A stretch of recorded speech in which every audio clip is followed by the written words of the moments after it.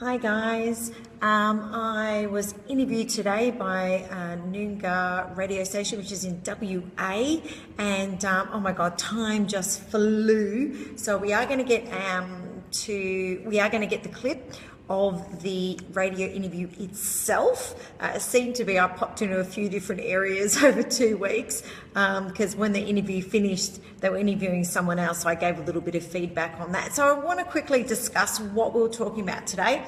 So they wanted to, Anthony and Christy from the Noongara radio station in WA, they wanted to interview me about my new book, Win the Dating Game, and how to find a partner in the modern world. So the kind of questions that they were asking me were the whole topic today was about dating, but it was really what they wanted to do was they wanted to cover, how it's changed so much and how difficult it can be with people. So they wanted to get an idea about the challenges that we have when we're dating today. And one of my favorite comments is always about, dating today is, especially with online, it's like walking into the best nightclub and the worst nightclub at exactly the same time. Because let me tell you guys, I sit there and I look at these profiles and I'm like, this is the best version of you. Like, it's woeful. It's actually quite scary. And this is why I say it's the best and the worst, because as you're flicking, it's just like horror story. And then, oh, wow, this one's really good. So when you're doing your profiles, or when you're looking at putting yourself back out there on the dating scene, and I do say that even when you're in a relationship, it's important to keep dating. But when we're going out on the dating scene, what are the challenges? And one of the biggest challenges that I find is that today we treat dating like a disposable mobile phone. You need to, before you go out there, one of the most important things is to work out, what do you want? Work out what you actually want. You need to identify what you're looking for. Are you looking for a hookup? Are you wanting just to start dating again? Are you looking for a relationship? Are you looking to get married? So I think you need to look at what level of what you're wanting and then have a look at yourself and your values. I was actually talking today to a friend of mine, and I'm sure she'll watch this, and we were chatting about the whole dating scene. And, I'm, talking about the kind of guys that come into our lives or girls that come into our lives. And what I said to her was, if you're attracting a specific kind of person, you need to look at, were you really in line with your values? So we're sitting there going, all right, well, I think I'm this sort of person, and then I should be with this sort of person, rah-de-rah-de-rah, because this is what my values are. But when you're attracting people, you're attracting someone that's completely opposite. So what that means is that you're not congruent with your values. So there seems to be a bit of a mismatch there with your values. So we're talking about the radio interview, and it went like this. Oh my God, it was so fast that I did today. And these guys were interviewing me for my new book, Win the Dating Game, How to Date in the Modern World. So I was saying, before you go out there on the dating scene, and even if you're in a relationship, make sure that you keep dating, okay? It's really important for all you relationship and married people out there. Always keep dating, always keep flirting. But when you put yourself out there and you're trying to work out, where do I fit in and what exactly do I want, you need to think about your values. So we're saying, I'm this kind of person, but I keep attracting this kind of person. And it's like, well, that means that, your values of what you think are actually not correct. So you're not living as per your values, because the universe is always it's a law of attraction. Sorry about that. You're going to end up attracting like.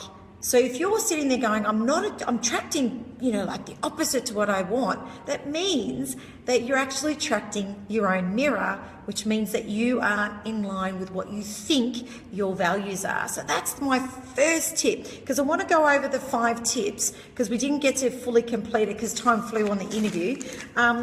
But, firstly, I want you to think about, what are your values? What do you want? What are you looking for within your relationship, whether you're already in one or whether you're looking to get one.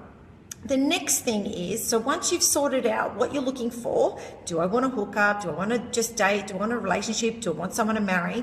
And looking at that law of attraction, what are my values, and you know, you want to find a like-minded person, because values is probably the number one thing that's going to make a successful relationship. The next one is your profile images. So as I was saying, dating today online is like walking into the best nightclub and the worst nightclub at the same time, because quite frankly, this is how I do.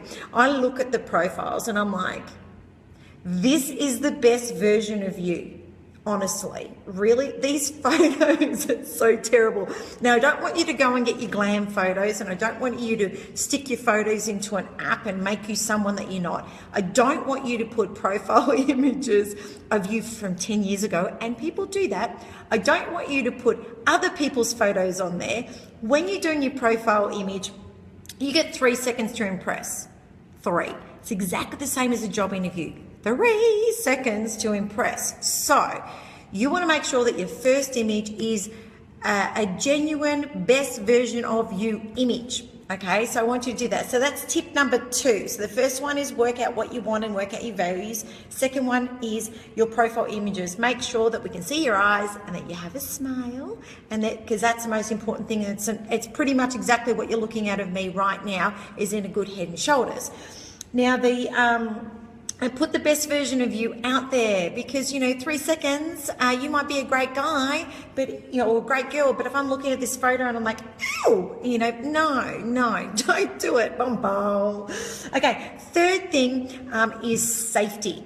Okay, so these days, because we have social media, and we never used to have that 20 years ago, which is why I wrote this book, because everything's changed, we can track you down. We can find out pretty much anything that you want because of good old Google.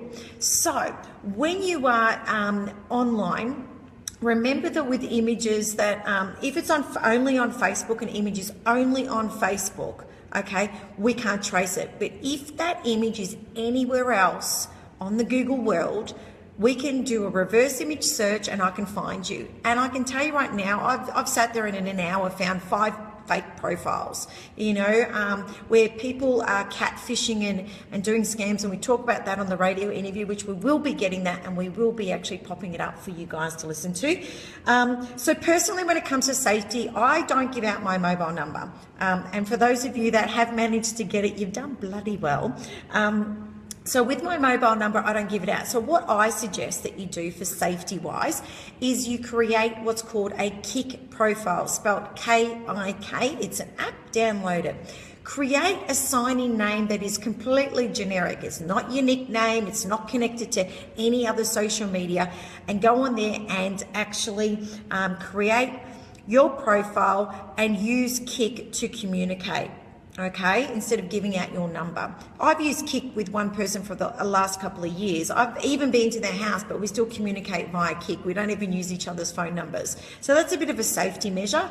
Also, if you do decide to go out and you're not meeting in a public place, which I generally do suggest, but if you decide that you want to do a hookup and you're going to the other person's place, my suggestion is text a friend, tell them the address, tell them who you're with, and make sure that you check in with them after X amount of hours, okay? So that's your safety. 4th tip, and this one is a vital one, and I hope you ladies are listening to these tips. Do not buy a new outfit. Quite frankly, I end up in stitches at the concept that women are going out on a new date with a new guy, and they go out and they buy a new outfit and new shoes. Why? They've never met you before. They haven't seen anything in your wardrobe yet. Like, seriously. So my suggestion is do not go shopping for a new outfit. Wear something that you're comfortable in. So you don't want to go and buy brand new shoes and then you end up going for a walk, you know, because the date's going well. Let's go for a little stroll. And you're sitting there in your head going, holy moly, my feet are killing me. No. So we've got 5 tips that I'm giving you guys for your dating life. So first tip was identify what you want and make sure that you know your values, you're living as per them. Tip 2 is your profile images. You get 3 seconds to impress, so put your best version of you out there. My tip number 3 about safety. So my suggestion is you don't give out your mobile number, but get a Kik download the Kik app and make a profile and communicate that way. Tip number 4 is do not buy a new outfit when you go out on a date because they've never seen your clothes anyway. So wear something comfortable. And my 5th tip and my favorite tip is ditch the checklist. I say forget your checklist. Have a non-negotiable list is fine, okay? But ditch the checklist because it's completely pointless. Because let me tell you how love works. It's not where you're thinking. It's not when you expect it. You will be shocked to shit. You can instantly know when you meet someone, this is the right person. But you can also have the other way where if you've got all these brick walls up because you have this long checklist that's this long, okay, you can completely screw yourself out of an absolutely fabulous potential relationship. Relationships and dating is a stepping stone. If you think that the next person that you meet is going to be the one, I'm going to tell you right now, you're wrong. It's very highly unlikely. Statistically, it's really highly unlikely. You can force them to be the one. You can change who you are to make sure that you're morphing into what the other person wants. But if you want to have a long, lasting, successful relationship, don't go into it with a checklist. Go with the flow. Enjoy the ride. Let go of everything and let love just do its own natural thing. So, until next time, have an amazing night, guys. As soon as we've got the radio interview that we just did, I'm going to pop it on here for you guys to listen to. We did have some chuckles when I added to the next person's interview when they were talking about how lonely the old people are. And I did have something special that's in the end of what we're going to get for this interview, that hopefully the clip that we get, and you'll get to have a bit of a chuckle at the statistics that match between, hi Braxton, that match between old people and STI statistics, and you might just get a little bit of a shock. So again, quickly, the 5 tips for dating is identify what you want, what your values are, make sure that you're in line with them. Tip number 2, your profile image. You got 3 seconds to impress. So make it good and put a good version of you out there. Tip number 3, safety. Don't give out your mobile number until you know the person. Create a Kik profile and talk with them through Kik. Tip number 4, do not buy a new outfit. What a waste of money. Wear something that's comfortable. They've never seen your clothes anyway. Unless you do need good underwear. Maybe you might need to invest in that if you haven't been shopping for that for a while. But tip number 5 is ditch the checklist. Let go. Have fun, enjoy the ride of dating. So until next time, see you later, guys.